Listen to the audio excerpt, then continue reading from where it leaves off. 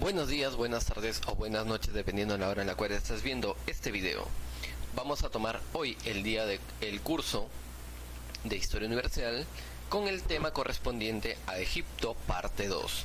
Vamos a ver algunos aspectos culturales, sociales, religiosos en cuanto a esta cultura tan importante que nosotros ya habíamos tomado un poquito la semana antepasada.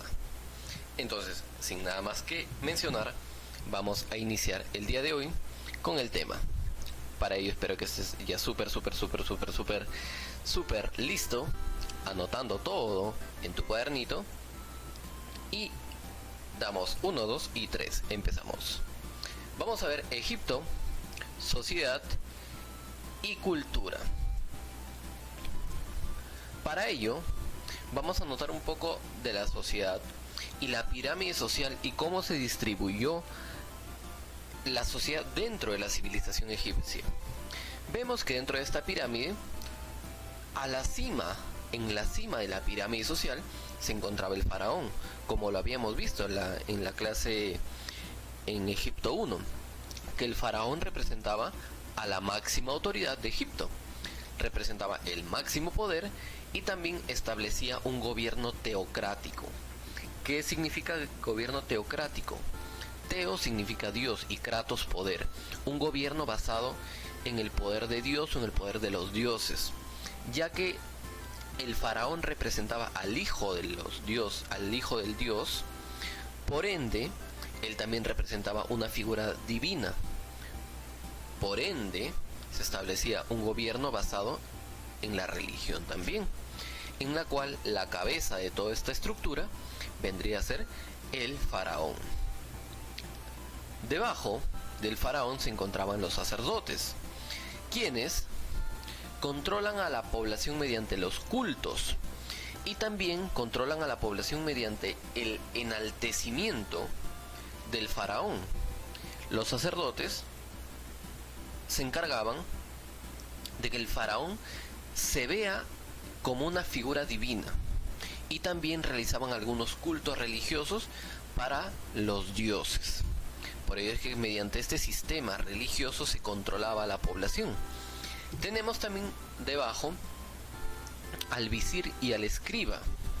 ¿Quién era el visir?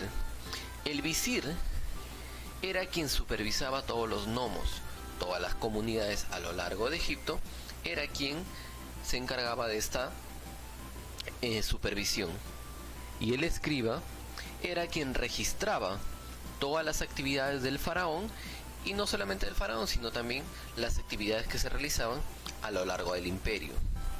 Escriba, el que escribía, vamos a decir así, ¿no? El que escribía las actividades del faraón, y el visir, el que veía, el que supervisaba todas las actividades dentro de las comunidades o dentro de los nomos.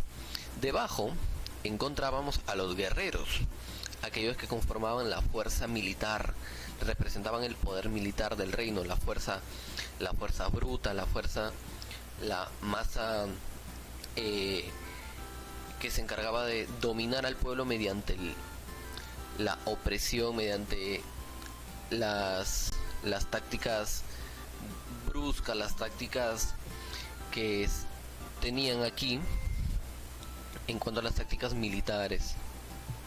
Luego teníamos pues al pueblo, y el pueblo pues era el sector más bajo y quienes realizaban labores cotidianas y comerciales, que se encargaban pues, que era en realidad era la mayor masa.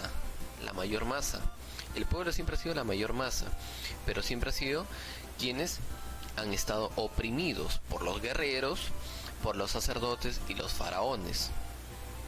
El sector más abundante, pero también el más oprimido. Estos se encontraban pues realizando labores cotidianas, comercio, agricultura, ganadería, creación de cerámica, algunos textiles, y también algunos se encontraban dentro de los mercados, valga la redundancia, comerciando, pues, ¿no? Entonces tenemos aquí la estructura social dentro de la civilización egipcia. Dentro de la cultura Primero, uno de los primeros aspectos que vamos a tomar van a ser la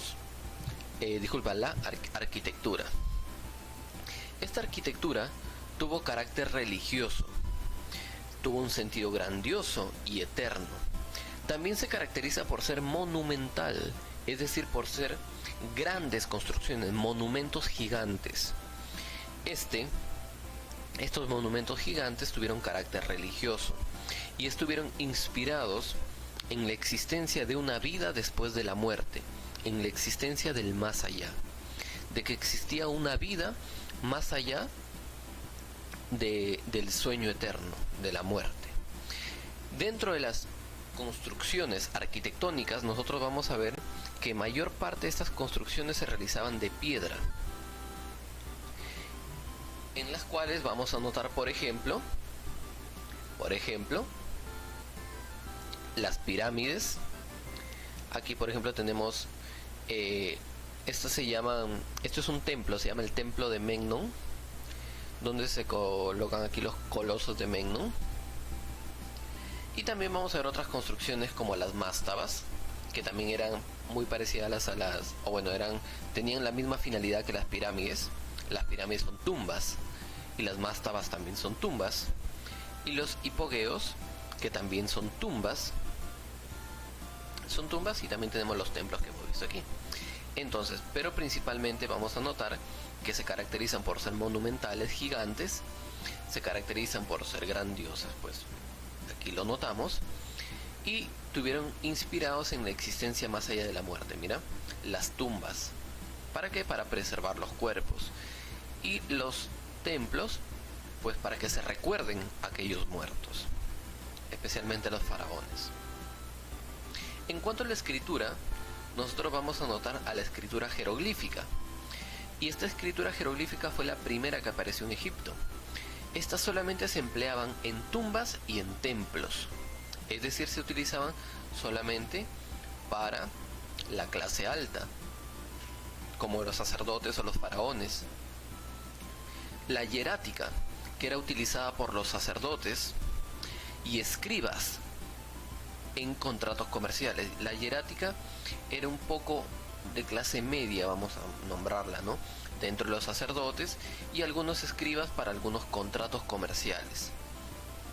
Y la demótica, que era la del sector bajo, era utilizada usualmente por el pueblo y se utilizaba pues en el hablar común, el dialecto común, incluso para la escritura. Se utilizaba por escribas para tareas cotidianas y también para gente del pueblo. Recuerda que el escriba no solamente sabía escribir hierático y demótico, también sabía escribir jeroglíficos. Por eso es que era el principal escritor de la sociedad egipcia. Y notamos aquí dentro de la escritura, y dentro de estos tres aspectos, la famosa piedra Rosetta. Esto, lo que nosotros estamos viendo en la imagen, representa a uno de los aportes más grandes para la civilización egipcia en cuanto a la escritura, ya que esta piedra Rosetta fue estudiada por un francés llamado Champollion. En esta piedra Rosetta vemos diferentes tipos de escritura, y antes de Champollion, François Champollion, la escritura jeroglífica no había podido ser descifrada. Pero en esta piedra Rosetta, llamada piedra Rosetta, se encontraron tres tipos de escritura: jeroglífica, demótica y griega. Gracias a la escritura griega es que se logró descifrar la escritura demótica y la escritura jeroglífica, ya que en los tres párrafos o en los tres textos dice absolutamente lo mismo. Aquí, por ejemplo, vamos a decir una palabra, ¿no? El río Nilo, el faraón. Y aquí también dice el río Nilo, faraón, pero en escritura demótica. Aquí también dice el río Nilo y el faraón, pero en griego. Y el griego sí había sido ya descifrada por los científicos. Entonces se hizo fácil hacer la traducción entre el griego, el demótico y el jeroglífico. Si bien es cierto, no todo está descifrado, porque vemos aquí partes que no se encuentran dentro de la piedra, por el propio tiempo que se ha ido desgastando y se ha ido fracturando la roca, pero la mayor parte de la escritura se ha podido salvar. En cuanto a cultura, en cuanto a ciencia, nosotros vamos a ver matemática, astronomía y medicina. Lo que nosotros notamos en un principio, vemos aquí la famosa técnica de momificación. La técnica de momificación. La técnica de momificación dentro de la medicina, bastante avanzado, técnicas bastante avanzadas para la época, de cómo conservar los cuerpos a través del tiempo, mediante la extracción de los órganos. Y pues el embalsamamiento de estos cuerpos también para poder conservarlos. Luego tenemos el uso de la matemática. ¿Para qué? Para poder construir estos recintos arquitectónicos monumentales. La utilización de la geometría para poder hacer las bases cuadradas, la altura, la hipotenusa, los catetos, etcétera, etcétera, para poder hacer cálculos matemáticos en mayor exactitud posible. Y también pues en astronomía ellos desarrollaron el calendario solar. Así como los mesopotámicos o los sumerios desarrollaron el calendario lunar, aquí se desarrolló el calendario solar, con 360 días en el calendario y 5 días festivos. En total, 365 días. Es lo que nosotros actualmente utilizamos también, el calendario basado en el movimiento del Sol.